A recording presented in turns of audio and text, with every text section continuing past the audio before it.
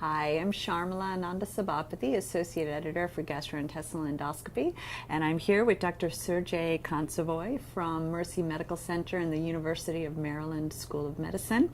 And Dr. Kantsevoy is here to discuss his paper, Endoscopic Management of Colonic Perforations, Clips versus Suturing Closure.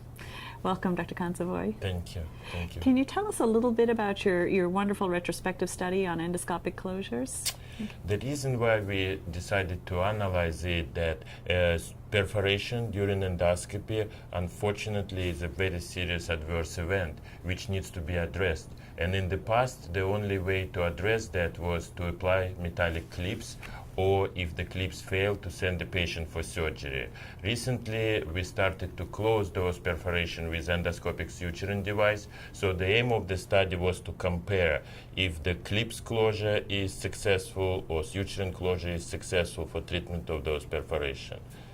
Can you tell us a little bit about your design and what the results were? I know it was a retrospective study conducted between 2009 and 2014, right? Yes, exactly. In 2009, I moved to different hospital, to Mercy Medical Center, and we took all consecutive patients who had perforation during endoscopy, treated with endoscopic means, with clips or sutures, and we analyzed those consecutive patients. It was 21 patients, and it turned out that clips closure was not adequate. 5 first patients were closed with clips, and all of them had worsening of symptoms, abdominal pain, and they needed to go for surgery in the first 4 cases.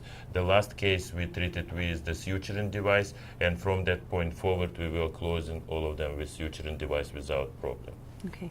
Was the management of the patients otherwise similar in terms of both the endoscopists, what they were given? As soon as we suspected perforation, every patient, no matter with clips closure or suturing closure, received the intravenous antibiotics and kept without food.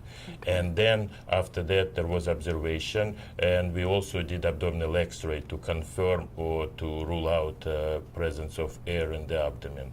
So all the perforation were confirmed by abdominal x-ray. Unfortunately, despite the similar management in the clips closure group, all patients had clinical deterioration, and that prompted surgery, or in the last patient, suturing closure. In the suturing closure group, every patient had no complaints after closure, and that's why they did not require any additional therapy. And as best as you can tell from this study, what do you think the reasons for that were? Were there differences in the size of the lesions, or do you think it's the nature of the suturing device itself which allows for a more complete closure? Definitely nature of the suturing device. The clips is not really a tissue approximation device, it's a hemostatic device. And when we're applying it for the closure of the perforation, it's only approximate mucosa to mucosa. This is not reliable way to close full thickness perforation. The size of perforation, location of perforation were very comparable in both groups of the patient. But suturing device allows the surgical quality of the closure, full thickness closure through all layers of the colonic wall, and that is why it was more reliable. And was there any difference in terms of the management or success with right versus left colon perforations in this? There was no difference in that group. We had about equal number on the right and on the left side, and there was no difference in that respect. But the first 2 cases of suturing closure, the surgeons were not convinced that the suturing closure is reliable, so they took patient for diagnostic laparoscopy, and it confirmed adequacy of the suturing closure. There was no inflammatory fluid, and the suturing size was completely closed, and from that point forward, surgeons were on board and supported that way to manage it. Was there any difference in the skill level of the endoscopists? In other words, were the ones who were more likely to use the suturing closure approach for perforation more likely to be more experienced? Unfortunately, it was just me who was Okay. suturing. So I don't think that my level of skills improved dramatically for that period. It was about the same way, and the technique of the closure was about the same from the first case till the last case. Most of the time I close it with a continuous suturing line, and usually it required just one suture to close the perforation entirely. And since the beginning of that study, initially we were admitting those patients for overnight observation. By the end of the study, we were discharging the patient. The patient were not even admitted to the hospital. So this could lead to a significant change in our clinical practice moving forward, right? So based upon these results, what would you recommend, and what would your next study be? I would recommend everybody, at least one person in each institution should be proficient in endoscopic suturing device. And the reason for that is that it completely changed our management. For the last 3 years, no patients went for surgery after endoscopic perforation.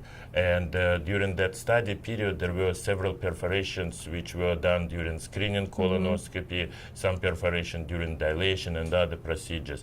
And all of them we closed with endoscopic suturing device. It's totally different level of reliability closure-wise, and it's totally different management. The patient wake up, no pain. We come to the patient and we tell there was a complication during procedure, but we endoscopically corrected that complication. No reason to send you for surgery. We observe the patient if necessary for several hours, and then discharge home, and patient continue intravenous oral antibiotics at home. And are there any perforations that at this point you think would be amenable to endoscopic clips, which most endoscopists are comfortable with at this point? Or would you actually say, based upon what you saw, that we should be doing suture for all perforations? I feel that the suturing closure is more reliable. I understand that there will be situation when endoscopic suturing is not feasible, and then in that situation the only option is clips closure. Okay. But I would be nervous knowing how inadequate was suturing, clips closure was in the past. I would be nervous to recommend that. Are you or your group going to proceed with a prospective study to follow up these initial results? Definitely. Okay. We're looking for participation with other centers. We're looking for collaboration to prove that in multi-center trial that it is not just one center experience, that it is a valid experience and can be spread to other centers. Okay, thank you very much, Dr. Kantsevoy. Thank you very much for inviting me. Thank you.